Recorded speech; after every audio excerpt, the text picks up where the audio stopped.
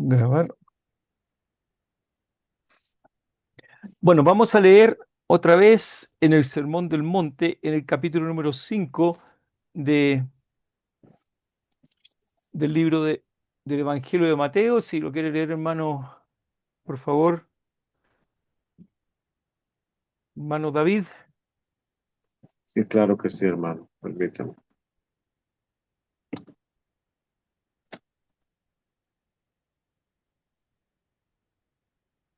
Y podemos leer del versos 1 al 5. Perfecto. Dice, viniendo la multitud, subió al monte y sentándose, vinieron a él sus discípulos y abriendo su boca les enseñaba diciendo, bienaventurados los pobres en espíritu, porque de ellos es el reino de los cielos. Bienaventurados los que lloran, porque ellos recibirán consolación. Y bienaventurados los mansos, porque ellos recibirán la tierra por heredad. Muchas gracias. Hasta ahí. Bueno, hemos visto hasta ahora, ¿cierto?, que el Señor, viendo a la multitud, subió al monte. Él subió con el propósito de enseñar a los discípulos. Sentándose, dice, vinieron a él sus discípulos. Y abriendo su boca les enseñaba diciendo, bienaventurados los pobres en espíritu, porque de ellos es el reino de los cielos. Y decíamos que probablemente cuando el Señor dijo estas palabras, muchos se sintieron decepcionados, especialmente aquellos que esperaban un Mesías que los iba a librar del yugo de Roma, que iba, un Mesías que iba a instaurar un reino terrenal y que iba a eliminar a sus enemigos. Sin embargo, la primera, la primera bienaventuranza no tiene nada que ver con lo que ellos esperaban o lo que el mundo religioso o el mundo enseña. El Señor dice, bienaventurados los pobres en espíritu, bienaventurados aquellos que reconocen su incapacidad, aquellos que saben que no tienen nada que ofrecer y sin embargo ellos son los bienaventurados, los dichosos, porque de ellos es el reino de los cielos. Y decíamos que es muy enfático el Señor o cuando esto que se dice es bastante enfático, porque de ellos y solo de ellos es el reino de los cielos, de aquellos que, a diferencia de los que creen ser algo, saben que no tienen nada y que en el Señor tienen todo y por lo tanto también lloran su condición. Y la segunda bienaventuranza es, bienaventurados los que lloran, porque ellos recibirán consolación. Es una consolación que viene de parte del Señor. Es el llanto propio por el pecado reconocido. Es el llanto también por el pecado ajeno, por el pecado que nos rodea. Es el llanto también por la injusticia y el sufrimiento que hay en este mundo que nos rodea. Así que el consuelo comienza desde el mismo instante en que el Señor nos perdona, nos restaura y fortalece al que llora con fe. Pero ese consuelo ciertamente es parcial, porque llegará el día glorioso cuando ese consuelo sea total, permanente, cuando dice el libro del Apocalipsis, enjugará Dios toda lágrima de los ojos de ellos y ya no habrá muerte, ni habrá más llanto, ni clamor, ni dolor, porque las primeras cosas pasaron. Porque en este mundo va a haber llanto, en este mundo va a haber dolor, va a haber angustia, pero cuando se cumpla la promesa total, el llanto de arrepentimiento ya no será necesario porque no habrá más pecado. El llanto por la injusticia ya no tendrá sentido porque la justicia de Dios va a reinar en todo su apogeo. Cuando el llanto por el dolor desaparecerá porque no habrá muerte, ni clamor, ni dolor, porque las primeras cosas pasaron. Así que eh, el Señor está hablando aquí y llegamos a la tercera bienaventuranza y también es muy, muy diferente a lo que el mundo nos enseña. Bienaventurados, ¿quiénes? Los mansos, porque ellos recibirán la tierra por heredad. Pero, ¿qué es la mansedumbre y qué no es la mansedumbre?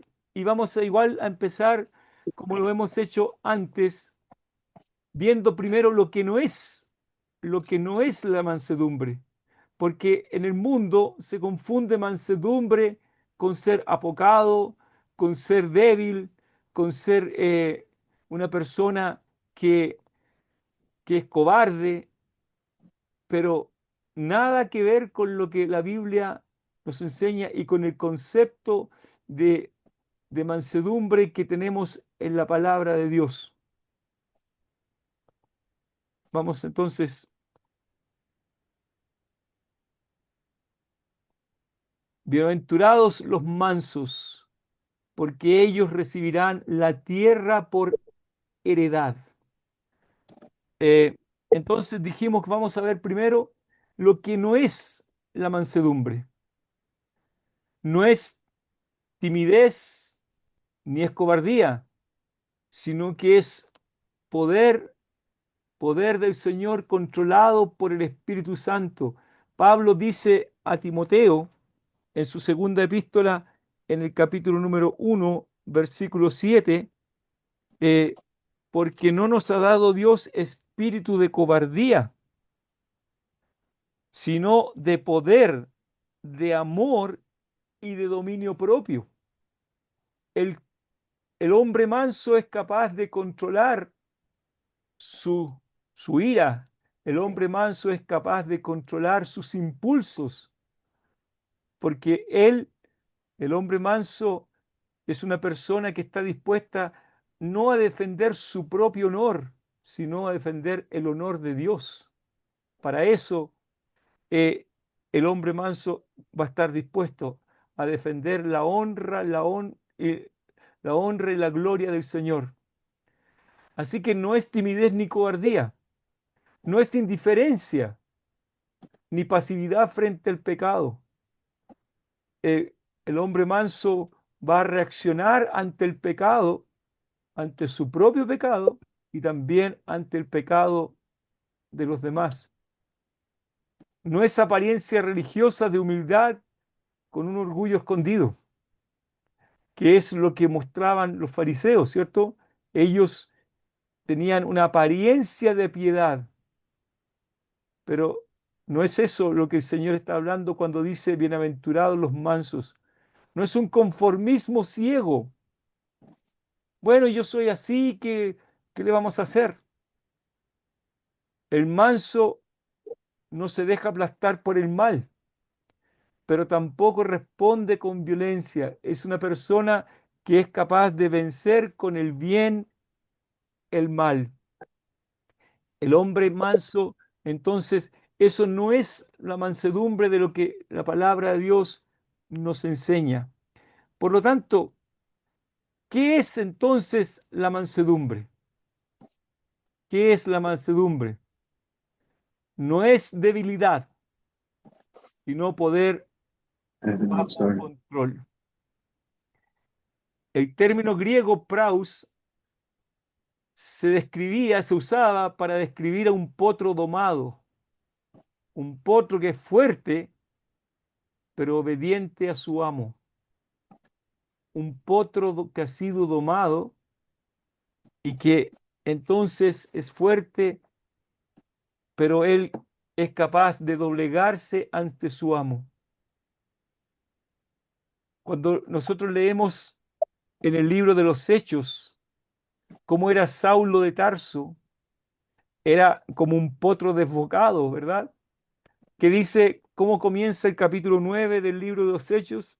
Saulo, respirando amenazas y muerte contra los discípulos del Señor, vino al sumo sacerdote y le pidió cartas para las sinagogas de Damasco, a fin de que si hallase algunos hombres o mujeres de este camino, los trajese presos a Jerusalén.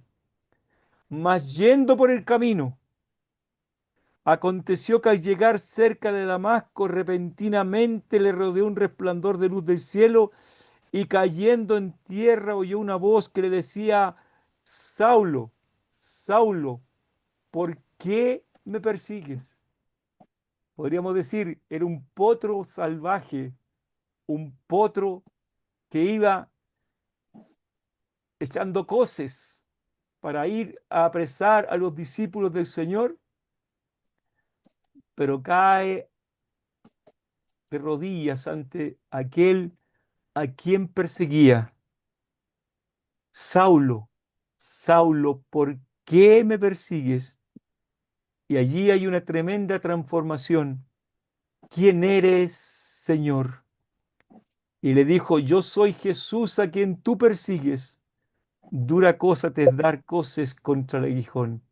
Ese potro que daba coces, que daba patadas, quedó, quedó domado allí, y ahora él cambia su actitud para con el Señor.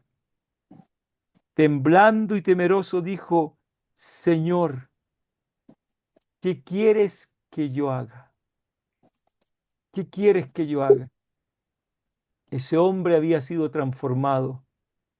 Ese hombre había sido tocado por la mano del Señor, y entonces ya no pelea contra la voluntad divina, sino que se somete a ella ahora con confianza.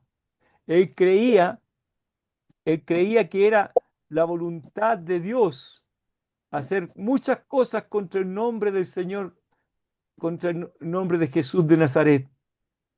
Pero cuando llegó a conocerle, ella dejó de pelear, sino ahora se va a someter a la voluntad divina. Se va a someter con confianza, y por eso dice al Señor: Señor, ¿qué quieres que yo haga?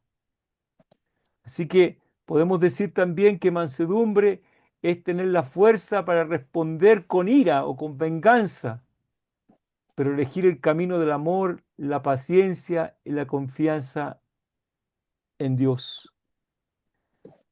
Se cuenta que Alejandro Magno, el gran conquistador griego, tenía un caballo llamado Bucéfalo.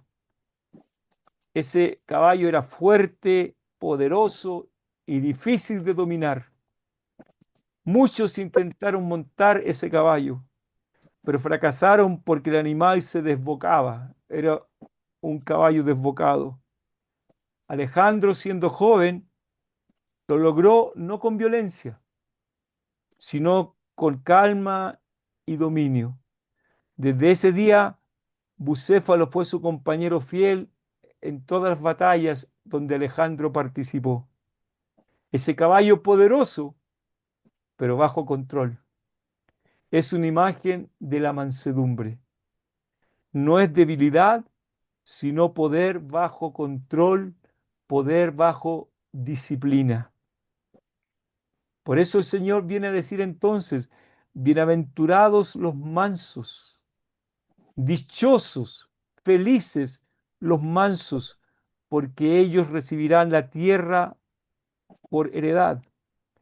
En el mundo en que vivimos, los hombres creen que la tierra es de los más fuertes, de los poderosos, de los que se imponen por la fuerza. Pero nuestro Señor afirma que la verdadera herencia es para los mansos. Así que, ¿qué es la mansedumbre? No es debilidad, sino poder bajo control, humildad y docilidad delante de Dios. El manso se somete a la voluntad del Señor y confía en su justicia. Amén. Ese es el hombre, eso es la mansedumbre. Pero también La palabra griega praus, significa suave, apacible, no violento. Y nuestro Salvador que dijo, aprended de mí, que soy manso y humilde de corazón. Él es el ejemplo que nosotros tenemos para seguir.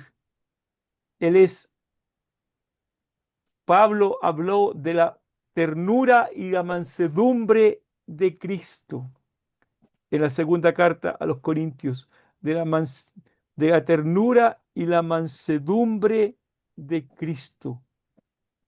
Nuestro Señor, ¿por qué muchos niños se acercaban a Él y los niños no se acercaban, por ejemplo, a los fariseos? Que los fariseos eran duros, eran críticos.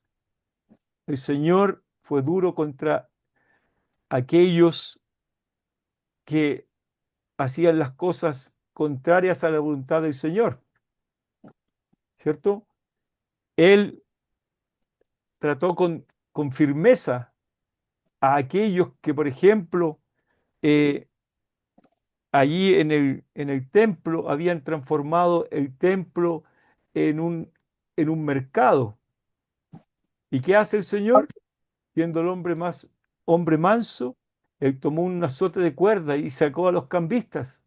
¿Por qué? Porque él dice, el celo de tu casa me consume. La mansedumbre, por otra parte, Pablo la menciona ahí en Gálatas 5:23 como una manifestación del fruto del Espíritu. Cuando dice Pablo, y el fruto del Espíritu es amor, gozo, paz, benignidad, bondad, ¿qué más? Amor, gozo, paz, paciencia, benignidad, bondad, fe, Mansedumbre. mansedumbre.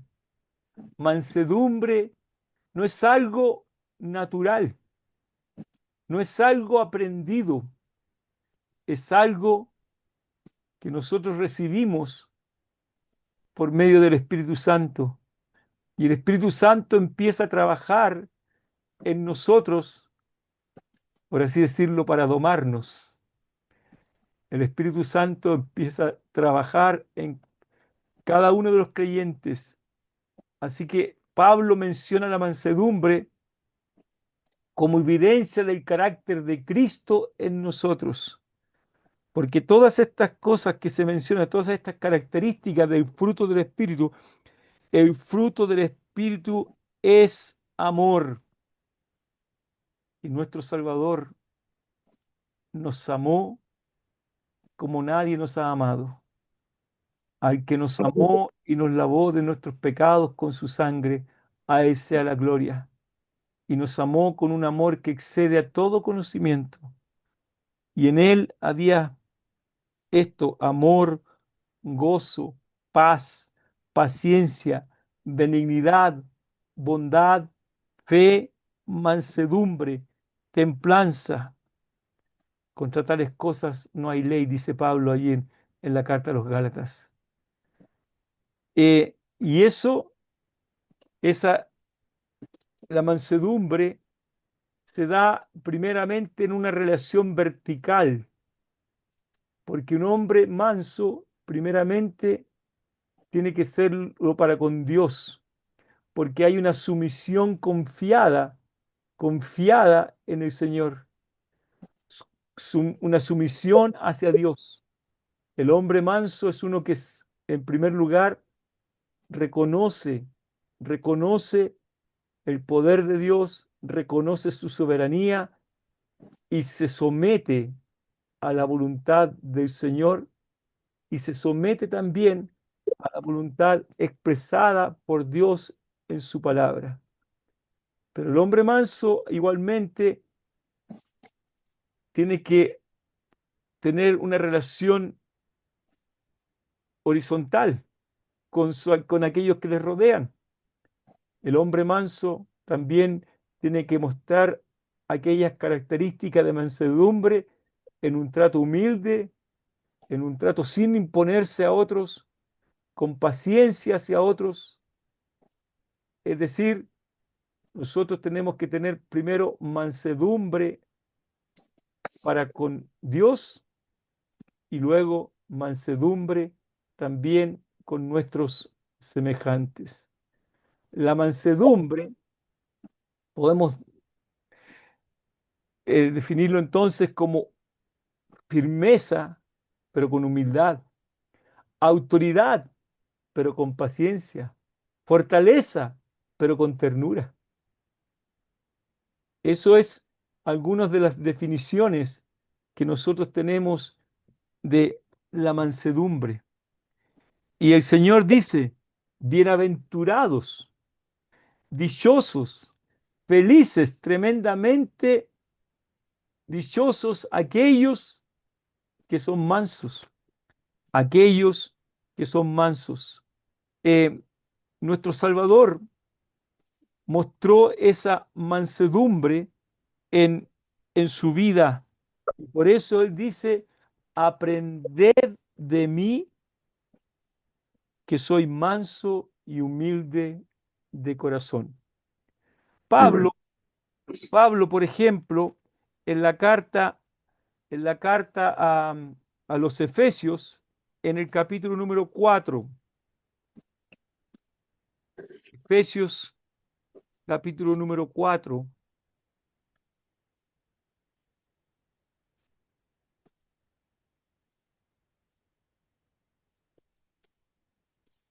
llama a los creyentes, a los cristianos, a mostrar mansedumbre.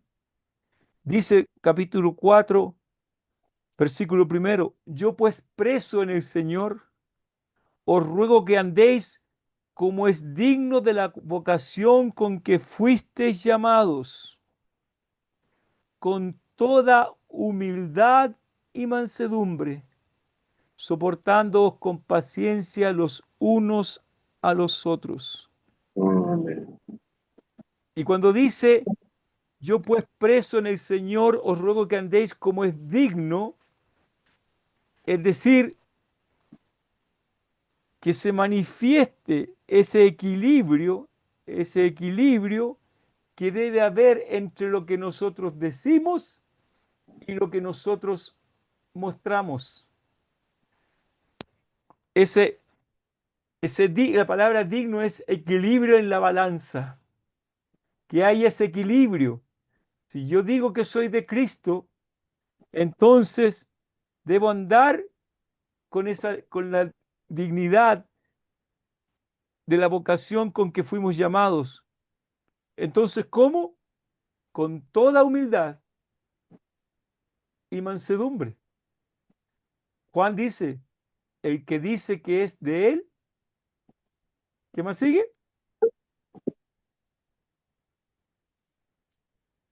El que dice que es de Cristo, me parece, ¿verdad, no? ¿Cierto? Juan dice, el que dice que es de él debe andar como él anduvo. Amén. ¿Y cómo anduvo nuestro Salvador? En Con humildad. toda humildad y mansedumbre. Segundo. Toda humildad y mansedumbre. Así es. Así que esa es la mansedumbre que nosotros debemos evidenciar en nuestra vida, no creyéndonos la gran cosa, Correcto. con, con toda humildad y mansedumbre.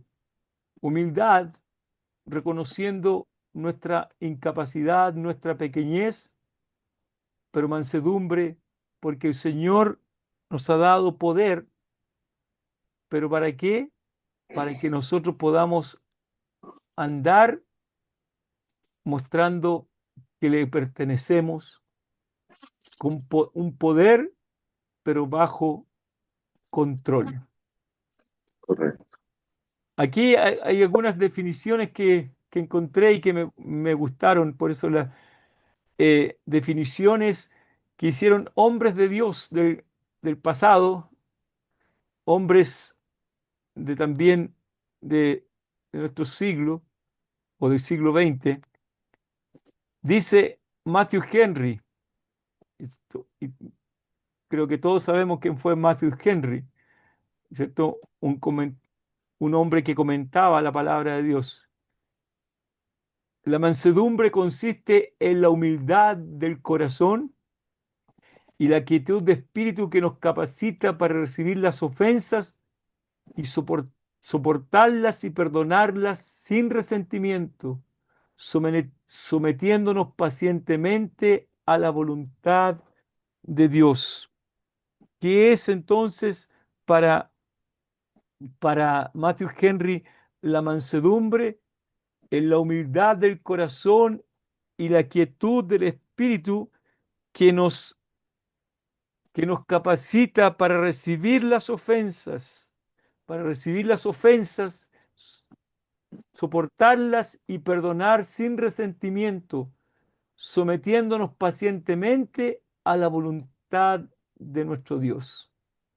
Entonces, el enfoque que él tiene, que es mansedumbre hacia Dios, es decir, sumisión al Señor y a su palabra, y hacia los hombres. ¿Y cómo se manifiesta hacia los hombres? Manifestando paciencia, sometiéndonos pacientemente a la voluntad de Dios. Y muchas veces tendremos que poner esa paciencia para soportar las burlas, para soportar el desprecio, para soportar que hablen mal de nosotros. Pero que hablen mal de nosotros puede que esté muy bien muchas veces, pero no debe, pero el hombre paciente, el hombre manso, es uno que si a él lo humillan, lo va a soportar. Lo que no va a soportar es que se hable mal del Señor y de su palabra. Así que la eso es la mansedumbre. eh, para más, podemos decir entonces también quietud de espíritu y perdón. Quietud de espíritu y perdón. Un hombre que falleció hace unos años, John Stott, ¿cierto? Que era un teólogo, pastor, enseñador de la palabra. La mansedumbre, la mansedumbre no es debilidad ni pasividad, es la humildad y la disposición de aceptar lo que Dios dispone, sin quejas y sin resistencia, y de tratar a los demás con esa misma paciencia y amabilidad. ¿Qué dice él? No es debilidad ni pasividad, es la humildad y la disposición de aceptar que Dios dispone, lo que Dios dispone, sin quejas y sin resistencia. Porque muchas veces hay quien, mientras recibimos de Dios el bien, mientras recibimos cosas buenas de Dios, decimos, oh, qué bueno es Dios, qué bueno es conmigo. Pero ¿qué pasa cuando Dios permite circunstancias aflictivas en nuestra vida? ¿Actuamos de la misma manera? ¿Podemos ser como Job cuando en un mismo día perdió sus hijos, perdió, perdió sus bienes, perdió su salud y perdió también el apoyo de su esposa? Y a ella tiene que decirle, ¿recibiremos de Dios el bien y el mal no lo recibiremos? ¿Y qué dice la palabra? Que Job no atribuyó a Dios despropósito alguno. Él sabía, o él confiaba, mejor dicho, él confiaba que los propósitos de Dios son buenos. Él es bueno y sus propósitos para nuestras vidas son, son para nuestro bienestar. Así que la mansedumbre no es debilidad ni pasividad, es la humildad y la disposición de aceptar lo que Dios dispone, sin quejas y sin resistencia, y de tratar a los demás con esa misma paciencia y amabilidad. Así que para John Stott, aceptación de la voluntad de Dios y trato paciente con los demás es algo que debe manifestar la mansedumbre. ¿Qué más? ¿Qué otro, qué otros hombres hablaron de la mansedumbre?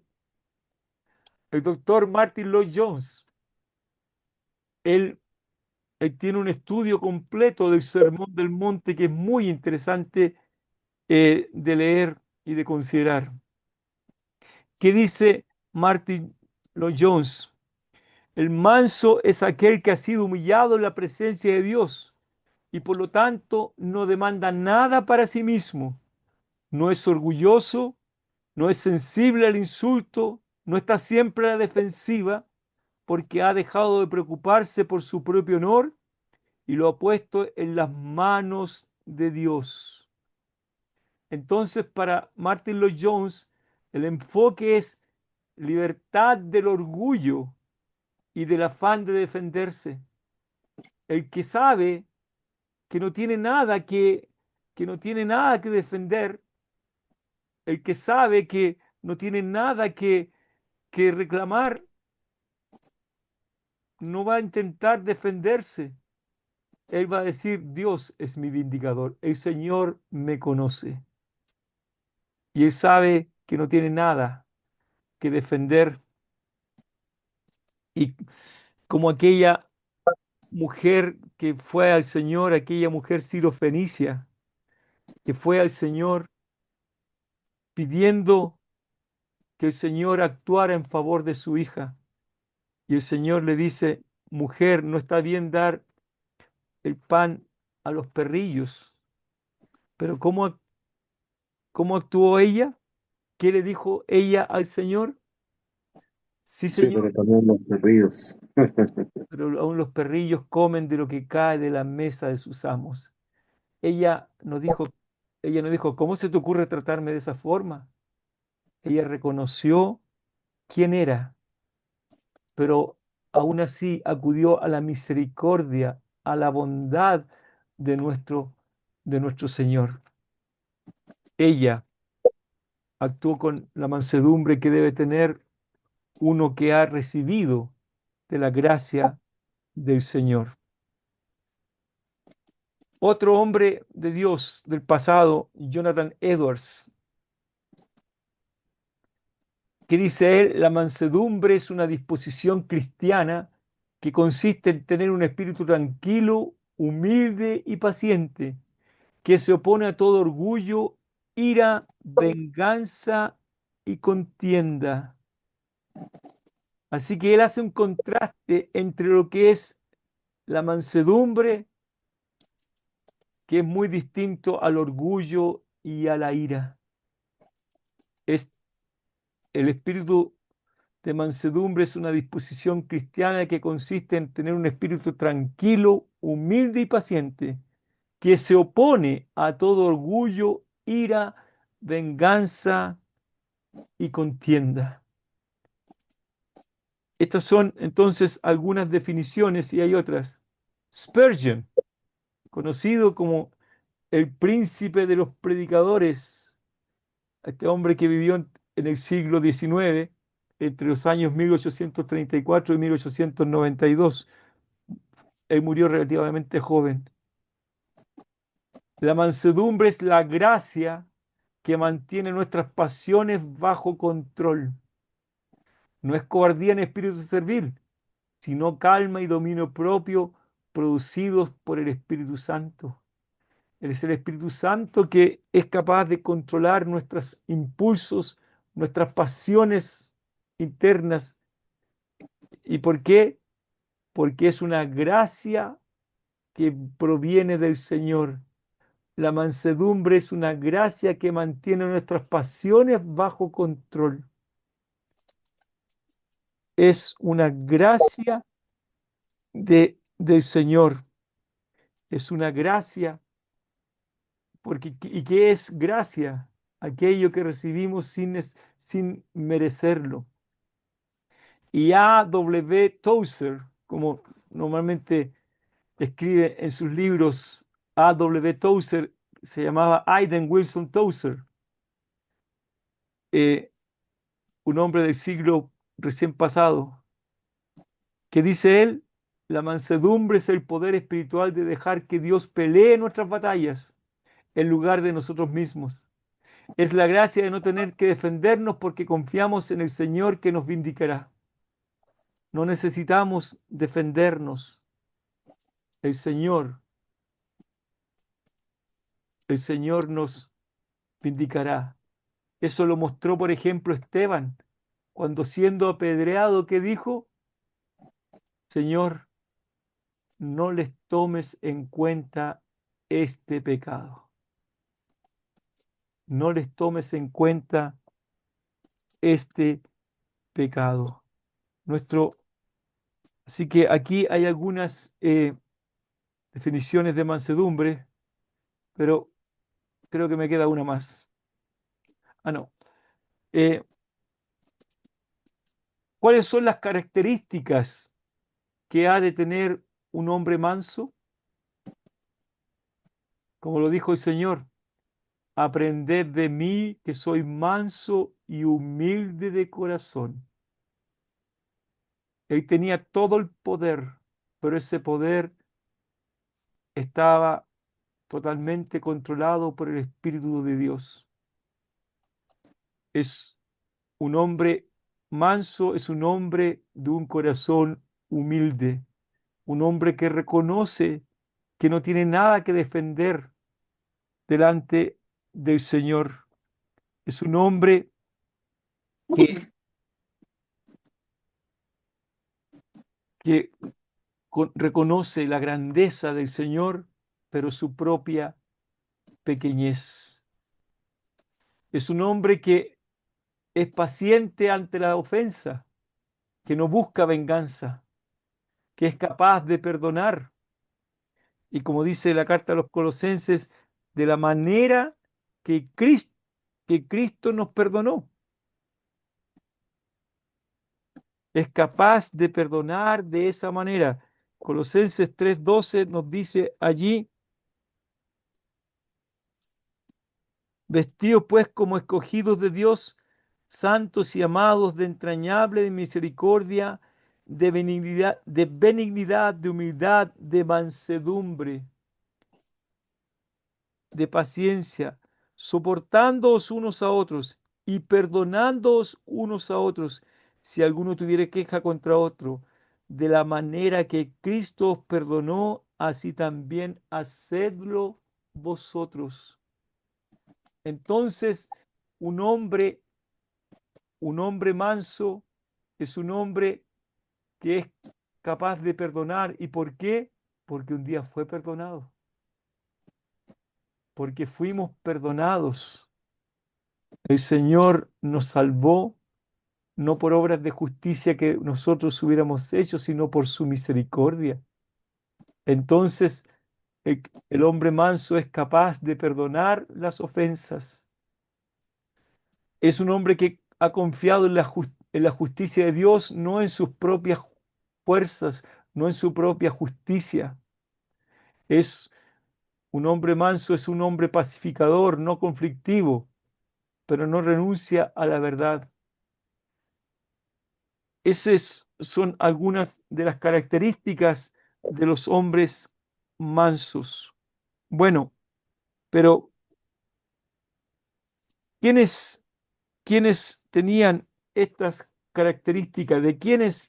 ¿En quiénes podemos pensar, por ejemplo, cuando hablamos de la mansedumbre?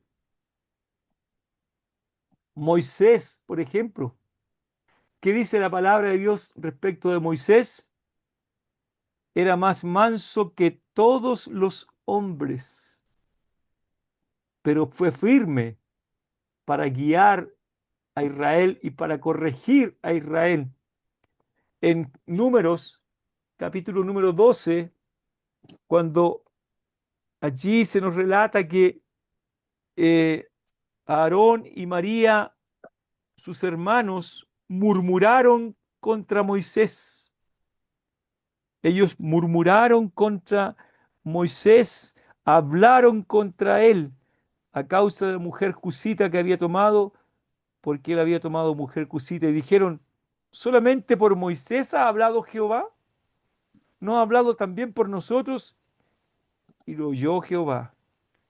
Y aquel varón Moisés era muy manso, más que todos los hombres que había en la tierra.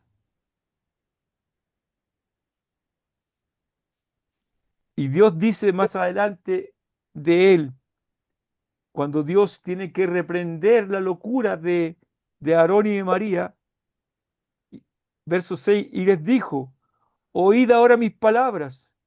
Cuando haya entre vosotros profeta de Jehová, le apareceré en visión, en sueños hablaré con él. No así a mi siervo Moisés, que es fiel en toda mi casa. Cara a cara hablaré con él, y claramente, y no por figuras, y verá la apariencia de Jehová. ¿Por qué pues no tuvisteis temor de hablar contra mi siervo Moisés? Y tal como uno de los comentaristas eh, que decía, eh, como decía A. W. Tozer, el Señor, el Señor va a ser nuestro vindicador. Moisés no tuvo que defenderse, Moisés no tuvo que hacer nada, él simplemente confió en el Señor y el Señor fue su vindicador. El Señor habló por él. El hombre manso depende del Señor. El Amén. Señor, el Señor habló por él. Otro hombre manso, ¿cierto? Eh, Cuando Saúl perseguía a David para darle muerte, David tuvo varias oportunidades de vengarse, pero no lo hizo. ¿Y por qué no lo hizo? Por su mansedumbre, porque él reconocía además que Saúl era, era Ungido. el ungido del Señor, y él no iba a hacer nada que fuera contra la voluntad del Señor. Primero, en primero de Samuel capítulo 24, perdonó la vida a Saúl en la cueva, ¿cierto? Allí en esa cueva le perdonó la vida y dice, Jehová me guarde de hacer tal cosa contra mi Señor, el ungido de Jehová. Jehová me guarde de hacer algo indebido, algo contrario a lo demandado por el Señor. Y perdonó, él pudo haberse vengado, tenía todo el poder para hacerlo, pero ese poder estaba en absoluto control del Espíritu de Dios. Así que no extenderé mi mano contra mi Señor, porque es el ungido de Jehová.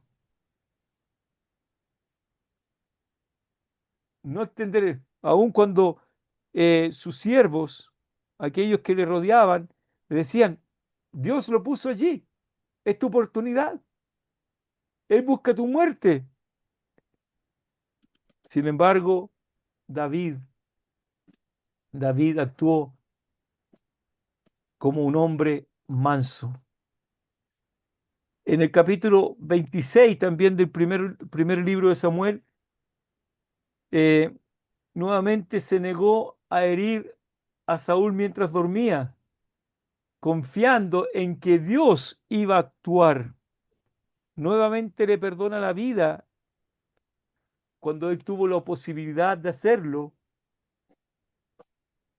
Así que David mostró un espíritu de mansedumbre cuando él no quiso tomar venganza personal contra, contra Saúl. ¿Qué otro hombre tenemos? Otro hombre, tenemos a Abraham. Mire, en el libro del Génesis, capítulo 13, Génesis, capítulo número 13, allí hay un ejemplo de la mansedumbre de Abraham. Se nos relata, versículo, capítulo 13 del libro del Génesis.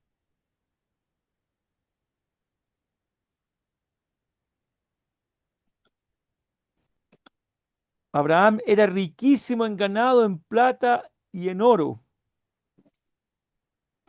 También, verso 5 del capítulo, también Lot, que andaba con Abraham, todavía no se llamaba Abraham, Ujú. tenía ovejas y vacas y tiendas. Y la tierra no era suficiente para que habitasen juntos, pues sus posesiones eran muchas y no podían morar en un mismo lugar. Y hubo contienda entre los pastores del ganado de Abraham y los pastores del ganado de Lot. Y el cananeo y el fereceo habitaban entonces en la tierra. Entonces Abraham dijo a Lot: no hay ahora altercado entre nosotros dos, entre mis pastores y los tuyos, porque somos hermanos. ¿No está toda la tierra delante de ti? Yo te ruego que te apartes de mí. Si fueres a la mano izquierda, yo iré a la derecha. Y si tú a la derecha, yo iré a la izquierda. Él, él pudo haber actuado de una manera totalmente distinta, porque él pudo haberle dicho: mira, Dios me llamó a mí. Dios me sacó de la tierra de Ur de los Caldeos. Y tú viniste, pero el que fue llamado fui yo. Y Dios me ha dado todo esto. Sin embargo, ¿cómo actuó él? No hay ahora altercado entre nosotros dos, entre mis pastores y los tuyos, porque somos hermanos, somos hermanos. ¿No está toda la tierra delante de ti? Así que él permitió que su sobrino eligiese y él esperaría que Dios, él esperaría en Dios, que Dios le diera lo que Dios tenía para con él. Dice versículo 14: y Jehová dijo a Abraham, después que Lot se apartó de él: alza ahora tus ojos y mira desde el lugar donde estás hacia el norte y el sur y al oriente y al occidente, porque toda la tierra que ves la daré a ti y a tu descendencia para siempre. Él esperó en el Señor. Un hombre manso no busca su propio bienestar, no, no confía en sus propias capacidades ni en sus propias fuerzas, sino en la justicia y en la bondad del Señor. Es un pacificador, no es conflictivo, como aquí lo demostró. Él no entró en conflicto con su sobrino Lot, sino procuró el bienestar de él. ¿Y qué más decimos de José, el hijo de Jacob? Traicionado por sus hermanos, vendido como esclavo, encarcelado injustamente, pero en vez de vengarse de sus hermanos cuando sus hermanos llegaron a Egipto porque tenían hambre y buscaban alimento allí, los trató con ternura, los trató con amor. Y él dice en Génesis 50:20: vosotros pensasteis mal contra mí, mas Dios lo encaminó a bien. Vosotros pensasteis mal contra mí, mas Dios lo encaminó a bien. Bus- Él confiaba entonces en la bondad, en la misericordia, en la guía del Señor en su vida. Y finalmente, bueno, hay otros. Jeremías. Jeremías, por ejemplo, cuántas persecuciones sufrió, burlas, rechazo del pueblo. El pueblo que no quería oír la palabra del Señor. Sin embargo, respondió con llanto muchas veces, con oración, sin devolver mal por mal. en, en Jeremías, primero capítulo 6, el pueblo no está dispuesto a oír la palabra del Señor. Ellos no quieren oír la palabra, desprecian la palabra dada por Jeremías. Ellos querían que Jeremías les hablase bonito. Y ellos dijeron, cuando Jeremías o el Señor les dice a través del profeta Jeremías, paraos en los caminos y preguntad por las sendas antiguas cuál sea el buen camino y andar por él y hallaréis descanso para vuestra alma. ¿Qué dijeron ellos? No andaremos, no andaremos. Puse también sobre vosotros atalayas que dijesen, escuchaba el sonido de la trompeta y dijeron, no escucharemos. No tenían ninguna intención de oír la palabra del Señor. Y eso le dolía, por cierto, a Jeremías. Y en el capítulo 11 de del libro de Jeremías, capítulo 11 versículos 10 del 18 al 20,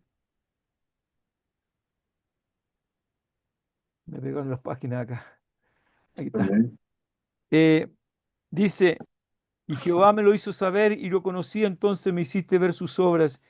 Y yo era como cordero inocente que llevan a degollar, pues no entendía que maquinaban designios contra mí, diciendo, destruyamos el árbol con su fruto y cortémoslo de la tierra de los vivientes, para que no haya más memoria de su nombre. Pero, oh Jehová de los ejércitos, que juzgas con justicia, que escudriñas la mente y el corazón, vea yo tu venganza de ellos, porque ante ti he expuesto mi causa. Él dejó todo en las manos del Señor. Y lo mismo como decía respecto de Esteban, aquel primer mártir cristiano apedreado, mostró un espíritu semejante al espíritu manso de nuestro Salvador, cuando Él dice, Señor, no les tomes en cuenta a los hombres, no les tomes en cuenta este pecado. Su mansedumbre se manifestó en su perdón hacia aquellos que le quitaban la vida. ¿Por qué? Porque Él aprendió del ejemplo supremo de aquel que dijo, aprended de mí, que soy manso y humilde de corazón. Que soy manso y humilde de corazón. Así que, ¿qué podemos, qué podemos concluir? La mansedumbre, humildad. Es algo que nosotros necesitamos. ¿Cómo Amén. reaccionamos? Y debemos preguntando, ¿cómo reaccionamos cuando nos ofenden? ¿Con ira? Eh, este dijo tal cosa contra mí, pero yo le sé esta y otra. ¿Ah? Hay una ilustración, un campesino tenía un terreno pequeño, un pequeño campo, pero muy fértil. Un hombre rico que quiso comprárselo y al negarse, ese hombre rico lo amenazó. Si no me lo vendes, te lo quitaré. El campesino le respondió, usted puede destruir mis cercas, arruinar mis cultivos, incluso quitarme la vida, pero lo que nunca podrá quitarme es la herencia que Dios tiene reservada para mí. Así también nosotros. El mundo puede quitarnos cosas terrenales, puede humillarnos, puede despreciarnos, pero no puede arrebatarnos la herencia eterna que Dios da a quienes, a los mansos, los mansos. Bienaventurados los mansos, porque ellos recibirán la tierra por heredad. Que el Señor bendiga su palabra en cada Amén. uno de nosotros. Amén. Qué lindo. Platicar y hablar sobre la humildad yo pienso que es muy esencial para nosotros los creyentes y no solamente como recordatorio, sino que eh, compartirlo con nuestros hermanos para que ellos también puedan experimentar algo que Dios manda, ¿verdad? Claro que sí. Que le agrada. Amén.